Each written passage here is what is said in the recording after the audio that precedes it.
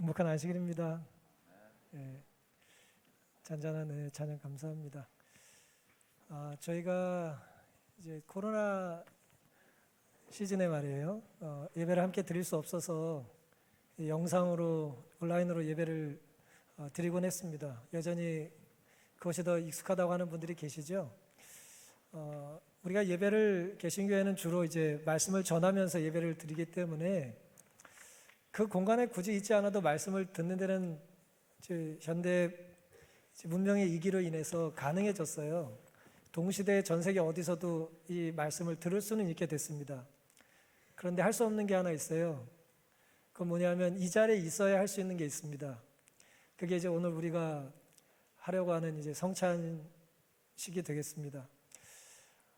오늘 우리의 삶에 입으로 시인하고 마음으로 고백해서 구원 얻는 건 맞지만 하나님의 말씀에 때로 몸으로 또 발과 손으로 우리의 신앙을 고백해야 될 때가 있습니다.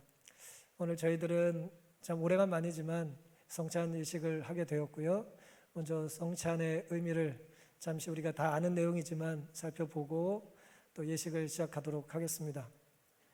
누가복음 22장 15절의 말씀은 이렇게 시작합니다. 이르시되 내가 고난을 받기 전에 너희와 함께 이 유월절 먹기를 원하고 원하였노라. 누가 하신 말씀이죠? 예수님께서 하셨어요. 원한다는 말씀을 몇 번 하셨습니까? 2번 하셨어요. 강조하신 거죠. 내가 너희와 함께 유월절 먹기를 원하고 원하였다라고 말씀을 하셨습니다. 만약 오늘이 우리의 삶의 마지막이라면, 오늘까지밖에 없다면 우리는 누구와 무엇을 하려고 할까요? 오늘이 마지막이에요. 여러분은 마지막 시간을, 그 몇 시간을 누구와 무엇을 하며 보내길 원하세요? 예수님께서는 마지막 몇 시간을 주님의 제자들과 함께 보내기를 원하셨어요. 원하고 원하셨다 그랬어요. 내가 다른 어떤 사람이 아니라, 다른 어떤 일이 아니라 너희와 이 일을 하기를 원하신다 말씀을 하셨어요. 2번이나 강조해서 말씀하셨습니다. 원하고 원한다 말씀하셨습니다. 근데 문제는 예수님이 그토록 함께 보내기를 원했던 제자들의 영적인 상태가 매우 절망적이었다는 거예요. 누가복음 22장 24절에는 그들은 예수님이 돌아가시는 순간까지 저희 사이에 그중 누가 크냐 하는 다툼이 났다 그랬어요. 누가 크냐 하는 것이 그들의 관심사였어요. 예수님은 돌아가시려고 하는데 아직 그것에 대한 인지가 없어서 드리려고 하지 않고 보려고 하지 않으니까 예수님을 이제 그들이 제대로 섬기질 못했던 것이죠. 더 큰 자리를 차지하고자 다퉜다 그랬습니다. 그들은 하나같이 마음속으로 그 왕국에서 가장 높은 자리를 차지하려고 기대하고 있었다. 12사람 모두가 그랬다는 거예요. 12명 모두가. 그리스도의 보좌의 좌우편에 앉게 해달라는 야고보와 요한의 요구는 다른 제자들의 분노를 일으켰다 그랬어요. 다른 제자들이 왜 분노했을까요? 야고보와 요한이 주님 날에 우편에 좌편에 우리 형제를 앉게 해달라고 어머니까지 와가지고 막 부탁할 때 왜 다른 제자들이 화가 났을까요? 선수를 뺏겼기 때문입니다. 선수 치고 먼저 나간 거예요. 누가 할 말인데? 내가 할 말이고 내가 잘 보이고 내가 주목받아야 되는데 누가 선두를 얘기를 한 거예요, 먼저. 그것 때문에 화가 났다는 거예요. 제자들이 그런 마음으로 어디에 참여한 거예요? 세종예식과 성찬식에 참여한 것입니다. 또 이렇게 제자들 얘기를 들으면 나는 제자들보다는 낫네. 혹시 그런 생각이 드실지 모르겠어요. 어쨌든 제자들의 영적인 상태가 그랬다는 거예요, 당시에. 이런 마음으로 그들은 마지막 예수님과의 시간을 보냈던 것입니다.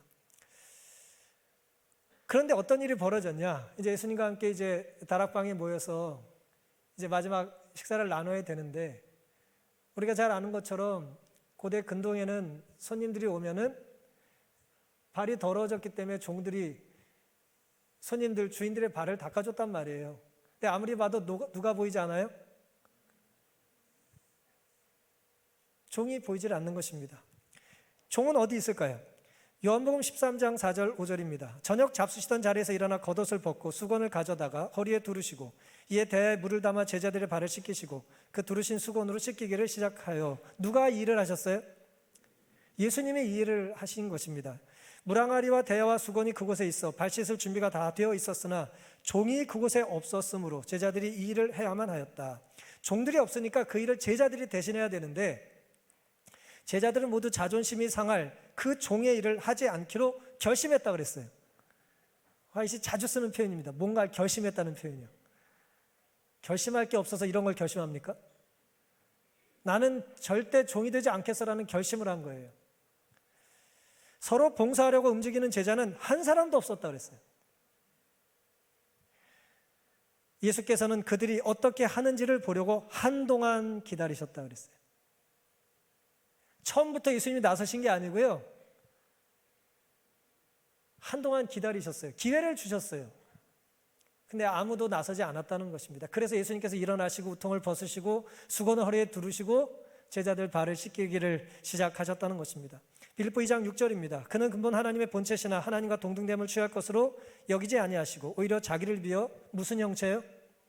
종의 형체를 가져 사람들과 같이 되었고, 이건 성육신에 대한 이야기입니다만은 하나님이 인간이 되셨다라고 하는 것은 종이 된 것, 가장 큰 종이 된 것 같은 모습입니다만은 단순히 인간으로 오신 것도 모자라서 그 인간들의 종으로서 예수님이 사셨다는 것입니다. 갈라디아 5장 13절, 형제들아 너희가 자유를 위하여 부르심을 입었으나 그러나 그 자유로 육체의 기회를 삼지 말고 오직 사랑으로 서로 뭐하라? 서로 종노릇하라. 서로 종노릇할 수 있는 전제가 뭐예요? 사랑이어야 합니다. 사랑이 없으면 종노릇할 수 있어요, 없어요? 종노릇하다 화내요. 종도 한두 번이지 못합니다. 사랑이 멈추는 곳에 섬김이 끝나는 거예요. 섬김은 사랑할 때 시작됩니다. 그래서 사랑으로 서로 종노릇하라고 이제 말씀을 하고 있는 것이죠. 이제 우리는 이제 이런 수준의 제자들에게 예수님께서 다가가셔서 발을 씻겨 주셨다는 그런 걸 기억하면서 이제 오늘 우리에게 질문할 것이 하나 있습니다. 예수님께서 오늘 우리의 발도, 내 발도 씻겨 주실까요? 아유, 발 관리를 못 해가지고 다음 주에 오시면 좋겠나요? 예수님께서 내 발도 씻겨 주실까? 요한복음 13장 14절입니다. 내가 주와 또는 선생이 되어 너희 발을 씻겼으니, 이 너희 안에 여러분과 저의 이름을 넣으면 됩니다.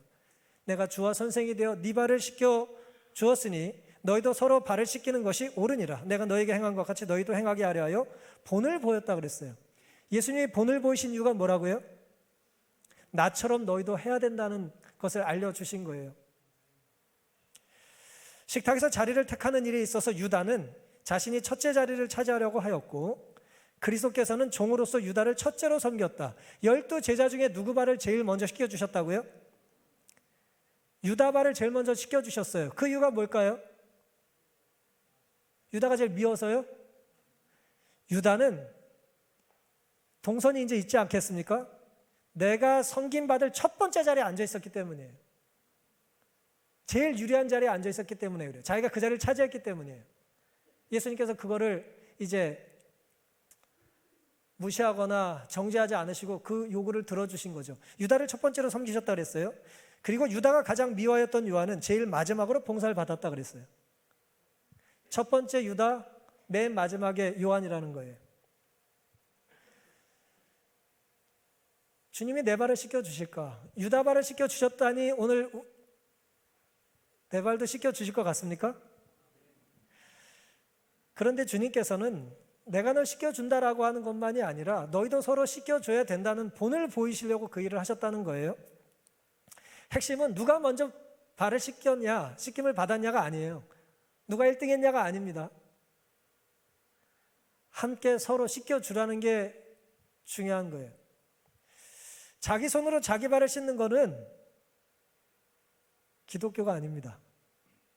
자기 수행의 종교, 자기 스스로 돛 닦는 종교는 기독교가 아니에요.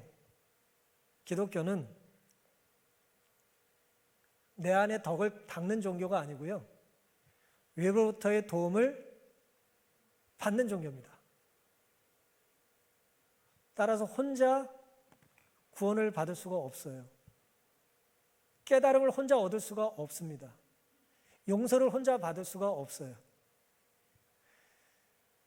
주님께서는 제자들의 발을 씻겨 주심으로 오늘 우리에게 성찬식에 참여할 자격이 무엇인지를 보여주신 겁니다. 이 성찬에 오늘 참여하셨습니다. 어쨌든 예수님의 본에 의하면 자격이 뭐예요? 네 발이 씻겨졌냐라고 하는 것입니다. 그리고 그 발을 씻기는 일은 뭐 할 수 없다고요? 혼자 할 수 없다고요. 혼자 하시는 건 무효입니다. 누군가의 도움이 필요한 거예요. 어떤 마음으로 그러면 우리는 성찬에 참여해야 될까요? 고린도전서 11장입니다. 그러므로 누구든지 주의 떡이나 잔을 합당치 않게 먹고 마시는 자는 주의 몸과 피를 범하는 죄가 있느니라. 사람이 자기를 살펴보라는 거예요. 성찬 예식 참여하기 전에 자기를 살피고 그 후에야 이 떡을 먹고 이 잔을 마실지니 주의 몸을 분변치 못하고 먹고 마시는 자는 자기 죄를 먹고 마시는 것과 같다 그랬습니다. 그리스도께서는 죄를 깨닫게 하고 마음을 부드럽게 하시려고 그곳에 계신다. 오늘 주님께서 이곳에 계실까요? 왜 계신다고요?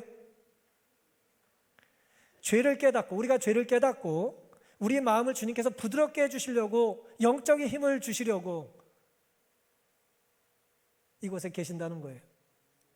죄를 뉘우치는 단 한 번의 표정이나 생각일지라도 내가 이렇게 살면 안 되지, 내가 이렇게 미워하면 안 되지, 내가 이렇게 이기적으로 욕심부리면 안 되지라는 그런 단 한 순간의 생각 혹은 단 한 번의 행동도 예수님께서는 주목하지 않으시는 일이 없다 그랬어요. 예수는 놓치지 않으십니다. 회개하며 슬픔에 잠긴 이들을 위하여 그분은 기다리신다.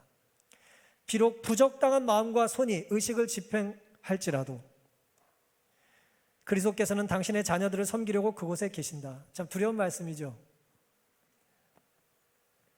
저를 포함하여 지금 봉사하실 장로님, 우리 집사님들 모두가요, 이 집행하는 일에 봉사하려고 지금 이 자리에 있습니다. 예수님을 대신해서요. 그런데 비록 부적당한 마음과 손이 의식을 집행할지라도 그리스도께서는 당신의 자녀들을 섬기려고 그곳에 계신다 그랬어요.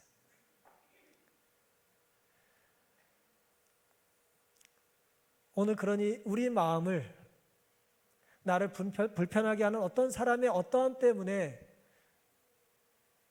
방해받지 않게 되시기를 간절히 바랍니다. 자기를 살필 기회를 붙잡게 되시기를 바랍니다. 주님, 우리가 회개하는 순간을 놓치지 않으시려고 우리 24시간 주목하세요. 비록 부적당한 마음과 손이 의식을 집행해도 주님은 우리를 섬기시려고 우리 옆에 계십니다. 고린도전서 11장 26절, 너희가 이 떡을 먹으며 이 잔을 마실 때마다 주의 죽으심을 오실 때까지 전하는 것이니라. 예수의 재림의 날까지 우리는 이 일을 해야 합니까? 이 일을 해야 되는 것이죠. 하라는 거예요. 주님의 오실 때까지 이 일을 하라는 거예요. 다시 말씀드리면 가장 확실한 재림 준비는 뭐라고요?